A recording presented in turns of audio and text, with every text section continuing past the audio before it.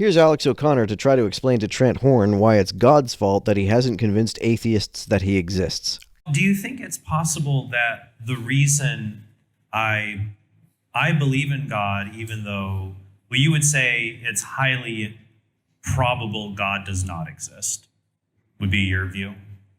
Highly probable is putting it a bit probable, strongly. more than 51%. I would say that the probability that a God exists is the same as the probability that married bachelors exist. The most common theological definition of God that I hear from apologists seems self-contradictory to me. I would say I kind of lean towards it. I'm always suspicious of putting numbers on credence to belief. So I think, what does it mean to kind of believe something 20%? Like, I don't really know what this means, but I certainly lean more towards strong A atheism. Mm-hmm. But I wouldn't be able to put a number on it. So what I would say is, if you're asking me, what do I think you've done wrong? It'd probably be the same answer you would give me as to why I have a misplaced confidence God does exist. I wouldn't say that Trent has necessarily done anything wrong. I simply don't understand what he seems to think he understands. What he finds convincing doesn't convince me. Maybe I'm the one who's mistaken, but if I am, I can't understand how. I have made, there's different reasons why people believe or don't believe, and I think it's possible smart people can fail to believe certain things because they make certain cognitive errors. It's not necessarily a moral error, but we find certain intuitions more plausible than others. We make different inferences. We have different values of different kinds of evidences that are presented. And we look at the world in different ways. So for example, when you look out into nature and you see the evil, the suffering, nature red in tooth and claw, human suffering, I see that, but I also see other strange things. I see a moral obligation to help people, and not just people, but a moral obligation to help non-humans not suffer. I don't see a moral obligation when I look at the world. I feel a strong motivation to prevent suffering when I look inside myself. I don't see it, nor do I understand what it would mean for it to exist outside of me. As if I have this command to do that. Though I do see that the humans who suffer have a dignity and a value that the animals do not. And I see hope and virtues. I see other things in there that make me look at the picture in a different way, if that makes sense. But of course, it's different. Because from an atheistic paradigm, I wouldn't expect that everybody who honestly seeks the truth will find it. If there is a God who wants us to have a relationship with him, it seems inexplicable how he would allow someone to just accidentally go astray into disbelief. Like on an atheistic paradigm, people can very easily seek for the truth and just get it wrong. Mm-hmm. There's no guiding principle here. There's nobody who is there to catch you where you go wrong. On Christianity, if somebody goes honestly wrong, you'd expect them to be guided to the truth. Because there's a God who wants to come to know this person, and they've gone wrong through no fault of their own. This is why Schellenberg shifts from, he used to talk about, originally the argument was formulated in terms of reasonable and non-reasonable disbelief. He swapped to saying resistant and non-resistant unbelief, because these are two different things. You can reasonably believe a falsehood, and on atheism, you can non-resistantly believe falsehoods. There's no problem with this. Of course, you can be open to something being true and just not be convinced of it. There's no problem with this.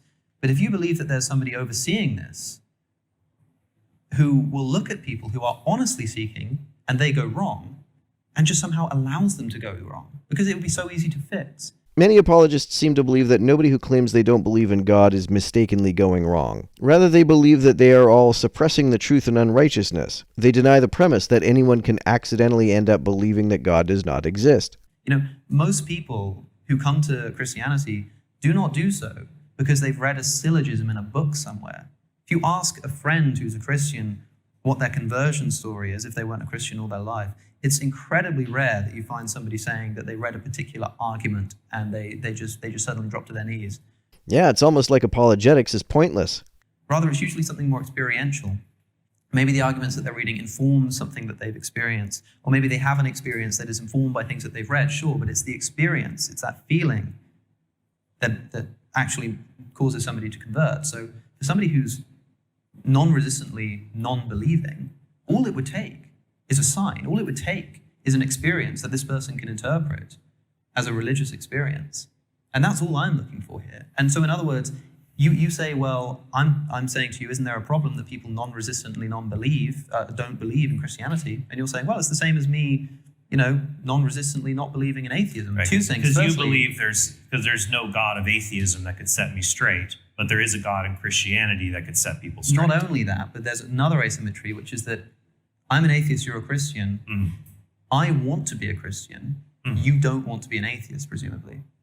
Sometimes Christians will implore me to try praying and seeking Jesus. I do that, but I still haven't found him. Some even guarantee that if I keep seeking Jesus, I will eventually believe, but how long does this usually take? Alex has been trying to do this for quite some time and hasn't come to Christ, and I've been doing it since well before Alex was even born, and I haven't either. I want the truth, and at this point in my life, I'm highly convinced atheism is not that thing. So you're right, it's not something I'm trying to actively ascertain.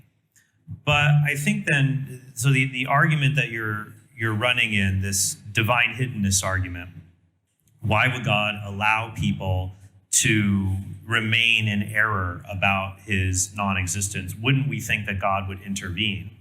I think you're right that divine hiddenness is a subset, really, of the problem of evil. We could just call it the problem of bad stuff. Animal pain is bad, not believing in God is bad. Why would God let bad stuff exist? And my question for you, Alex, would be, I guess I'll run the argument this way and you can fill it in how you like, that if there are at least isolated cases where we see bad stuff, but we say, oh yeah, I understand why God would let that bad stuff happen. If God is all-powerful, I can't imagine any scenario in which I could see why God would allow such a thing. Because even if allowing something bad resulted in something so good that it makes up for the bad, an all-powerful God would have the power to achieve that result without allowing something bad. I could never understand why God would achieve a good end by allowing something bad when he would be perfectly capable of achieving that end without allowing anything bad. Like minor moral evils between human beings that allow us to grow in virtue.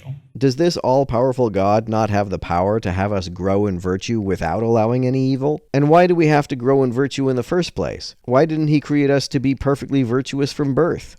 Say, okay, I see why God would allow this kind of bad stuff. Here's the circle of bad stuff. I see why God would allow it. Then it seems like, well, we've got this other bad stuff. I don't see why God would allow it. But from my perspective, if God is all-powerful and all-knowing, here's this circle, he could have reasons. I mean, who am I to say he does not have reasons? The only reason that could justify allowing evil is if doing so both achieves an end good enough to make up for the evil, and if that end is impossible to achieve without allowing that evil. It would only be possible to have a justification for allowing evil if God is not all-powerful. For this other stuff. And also, it's not just that I would say, who am I to say he does not have reasons? I can think of some plausible reasons. So one that comes for the issue of divine hiddenness, I'll give you a few things to chew on there. Number one, I think that God wants to keep an epistemic distance so that we have more freedom to be able to engage him and pursue certain kinds of goods, like sharing the existence of God with others. Given that this puts people at risk of ending up in hell, it doesn't seem to me like that's a good that outweighs the risk. For example, when you see police lights behind you on a freeway, you slow down not out of goodness for the other drivers, but because you don't want to get caught. Saying that I would slow down implies that I was speeding in the first place. Now, I'm not saying this is the whole answer to the divine hiddenness, but I think that God, he gives some space, number one. When I was a teenager and I asked my parents for some space, that didn't mean that I wanted them to go out for a pack of smokes and never come back, which is more analogous to divine hiddenness. God's hiddenness seems to go beyond just giving us space. It seems more like neglect. Number two, an answer to divine hiddenness might be related to the other problem of evil. Because you're saying, well, look, if someone has gone astray cognitively in that they failed to recognize God exists, why doesn't God step in and correct that if he loves them? A similar question is, when someone goes astray and acts immorally, why doesn't God step in and correct them? Well, he lets us have free will. If he gives us moral freedom, I also think he gives us cognitive freedom. Given the risk of hell that such freedom entails, I don't see the value in it. I don't see the value in moral freedom either. Of course, I wouldn't like it if God forced me to obey his rules against my will, but he has the ability to shape my will in such a way that sinning holds no appeal to me at all. He could have made me morally infallible. That sounds pretty awesome to me. I don't believe I have free will anyway, so if I had no free will because I could only ever do and only ever want to do the morally best thing at all times, that sounds far better than free will. I certainly don't understand why any Christian would not prefer to live without any temptation to sin at all. And I think he gives us that cognitive freedom so much so that even things like giving everyone a feeling that he exists, giving that sign, I'm kind of skeptical that that would be sufficient, because there are people, Alex, philosophers, frankly, you're one of them actually, who don't believe in the existence of things that I think are patently obvious. Free will. You think it's patently obvious that your decisions occur for no reason rather than being caused by your motivations? Self-consciousness. There are philosophers who think they're eliminative materialists, so they don't think the conscious self really exists. No, they believe the conscious self is the brain. The brain is the self that's carrying out the process of consciousness. They just don't believe that the self is a spooky ghost that haunts your skull. And that seems totally obvious to be real. So I guess that's a thought I have on this negative case for God. And the way I would look at it, just to make it simple, is that, look, if we have reasons to think God can allow some of these bad things, who are we to say he does not have reasons for the other bad things? The only way he could have reasons that justify those bad things is if he does not have the power to achieve his ends without allowing the bad things. If he is all-powerful, that can't be the case. Here are some possible ones. And then there are marks of goodness in there that I still want some explanation of. So I guess that's how I would look at it a little bit. Yeah, okay, so let's kind of take this in order. The first point is to say, there are some circumstances in which it seems, at least plausibly the case, that God would have good reason to allow suffering. That there are sort of maybe cases of small amounts of suffering, or cases where it's clearly beneficial in some way, it serves some higher order good. Even when it serves some higher good, it makes no sense for a perfectly good God to allow it if he has the power to achieve that good without allowing suffering. And if we're willing to accept that, God has good reason to inflict this form of suffering, or to permit this form of suffering, why not think that he has reason to permit more suffering or different kinds of suffering? I can answer this by analogy, maybe. A famous analogy that's often given in the context of a discussion that's quite helpful is to imagine a child at the dentist. And the child's too young. You can't explain to the child why they're undergoing the pain of the dentistry, but we all know that they're going through it because there's some better cause that's being served by it. Of course, if the parent was in the situation where they were able to prevent the child from needing to go through the dental operation in the first place, then forcing them to undergo it would make them quite cruel. I think that's more like the situation God is in. Yeah, if God is all-powerful, why does he not have the power to create all the good he wants without anyone having to go through any suffering in order to achieve it? But I actually want to imagine that you see a parent who, and maybe you don't know anything about dentistry, maybe you're from an isolated tribe or something, and you see a parent kind of taking these sharp objects and digging into a child's mouth, and you think, oh, this looks pretty bad. Someone explains to you about dentistry, and you think, okay, right, so there's good reason for the parent to be inflicting this kind of suffering. Yeah, it's worth it if it's the only way to maintain healthy teeth. If you had an all-powerful dentist who could get rid of your cavities without the drill, you'd think he was some kind of a sadist if he decided to use the drill anyway.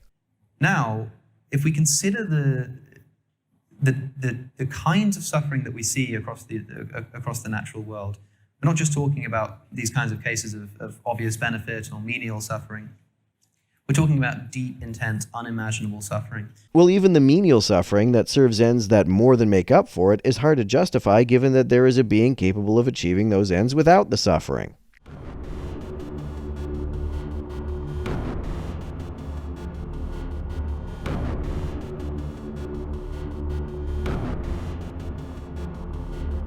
To everyone who helps me out on Patreon, you're a big help. Thanks so much.